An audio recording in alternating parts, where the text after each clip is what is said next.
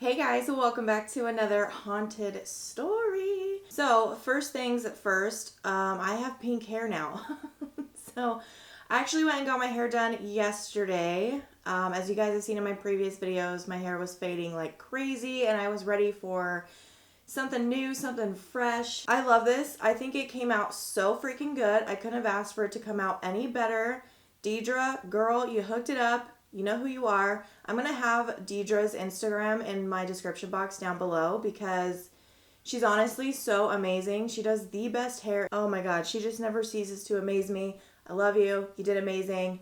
It's perfection. Also, I have a new background. I decided that my haunted stories weren't dark enough. I needed something else. These are just curtains. I just put up a black curtain for my haunted videos, and then for my beauty videos, it's going to be a white curtain. It looks beautiful. It looks great. I love the way it came out.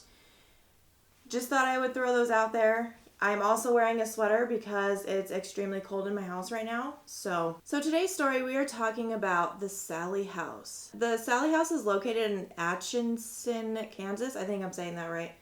I'm not really sure. I could be wrong.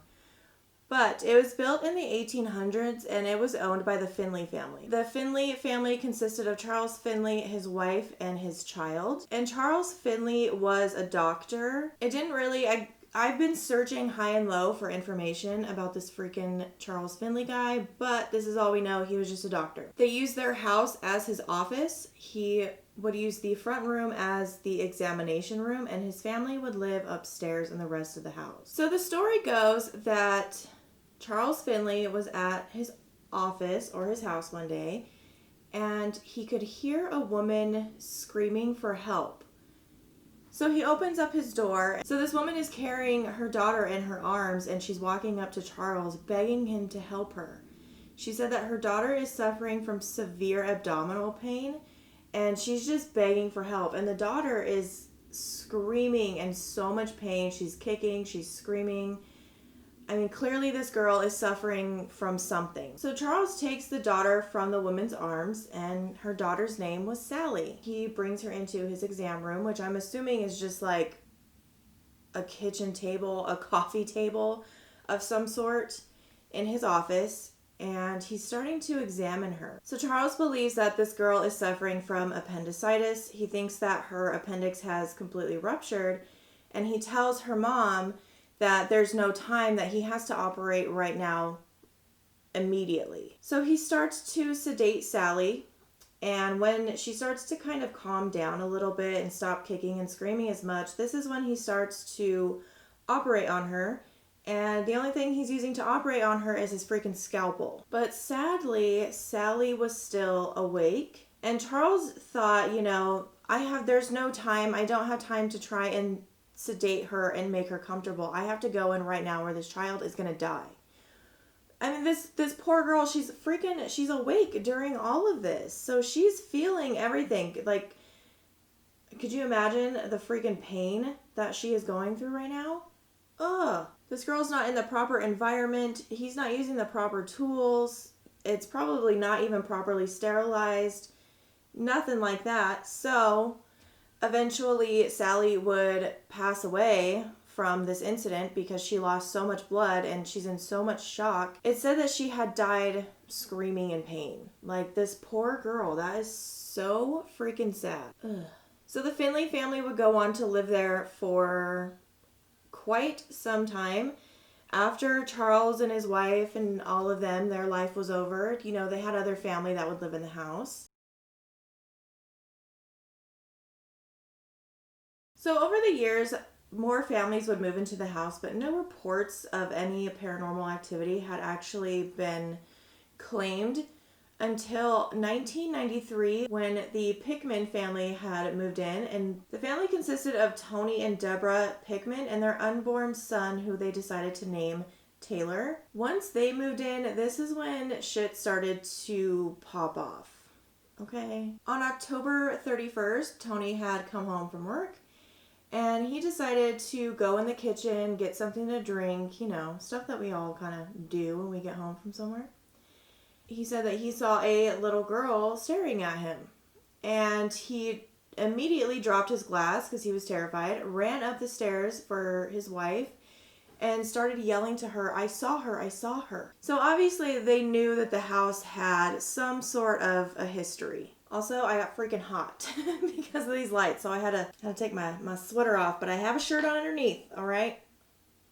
A little nasty. So over time of living in the house, things would start to get worse with the paranormal activity. They started to discover way more things happening to them. They would constantly hear noises in the nursery upstairs. Fires would randomly start in the house, just out of nowhere. Picture frames would be turned upside down. Toys would also rearrange themselves in their child's bedroom. And not only that, but their dog would start to bark at nothing. Now, I don't know if you've ever seen a dog or if you've ever had a dog that just started barking at nothing in your house. It's freaking terrifying because they can see stuff that we can't. But not only are they experiencing all these noises and things happening, but attacks on Tony actually started happening.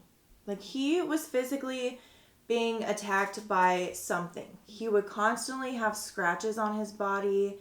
He would get burns in all sorts of different areas of his body, like everywhere. But the strange thing is that his wife and his son, they didn't get any harm done to them. I mean, in a way, like, thank God, because, you know, the son is just a baby, so thankfully nothing ever happened to him. But it's just odd that all these attacks were happening towards Tony himself. Some people say that the attacks on Tony and any man that has entered the house is because Sally is trying to seek revenge on the man that hurt her, being Charles Finley. So the family actually decided that it was time for them to leave and they would move out within 2 years of living there. I don't know why they would stick it out for 2 years, but I mean, I guess financially and stuff, if you can't do something, then I get it. Before moving out, the family actually did try to make peace with Sally. They tried bringing her like gifts and little toys and stuff like that, but the attacks just kept happening. She was pissed off. So they probably made the right choice in moving out. You know, you don't want to harm your child, or your husband keeps getting burned. You don't want that to happen anymore, so move the hell out. The family would actually be moved out of the house for 10 years. And after that 10 years, this is when they decided to go back to the house with psychic investigators. I don't know about you, but I don't think I would ever return to that house. Ever. And not gonna lie, but shit started to hit the fan when they came back to the house. While they were investigating, Tony was actually thrown up against a wall, and he was pinned there by some sort of force that he said was holding him down. Like, he couldn't even move. He said that something was forcing him to stay pinned to the wall. Now tell me, why would you go back to that house again? I wouldn't. So Tony's wife Deborah actually wrote a book about their experiences living in the Sally house. So if you want to read that and read like more details and stuff like that, then you can totally purchase it. I think it's on Amazon. Not only is the house haunted by Sally, but there's also been more spirits that were seen and identified. One being a Civil War soldier. I don't know how he ended up in the house, but we'll get to that. Members of the Finley family have also been seen there. A young man by the name of Frank has been seen there, and he died from a botched suicide attempt by his mother. I don't know if that means that she tried to kill him and make it look like suicide. Many psychics that have visited the home as well have all came to the same conclusion, that the house is haunted by a very negative energy that was there before the house was even built. It's attached to the land somehow, so the house could have been built on like Indian burial ground. It could have been built on some other type of cemetery.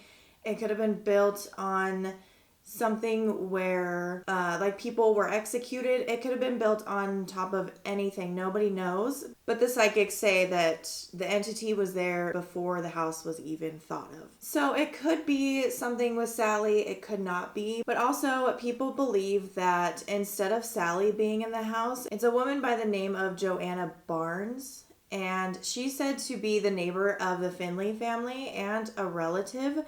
Apparently, she spent a lot of her life in a mental asylum, and she's also believed to be the one that is in the house harming the men that come in. But I don't know. People that go to visit the house or take a tour, they actually have to sign a waiver in case they get hurt because fires have started. There's been reports of fires starting in the home out of nowhere. In the basement, people get rocks and stuff thrown at them. People get scratched. People get burned. All kinds of physical activity happens to people that visit this house. So if you want to visit it, you have to sign a waiver, which no thank you.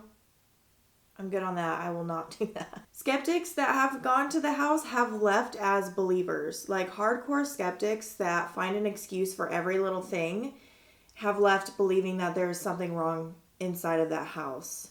Dogs, like trained dogs, are known to not even want to go into the nursery. They refuse to step their little paw inside the nursery. So something's going on in that room too. This story was kind of hard to find a lot of background information on this house, but I mean the main focus is the SALLIE story and why it's haunted.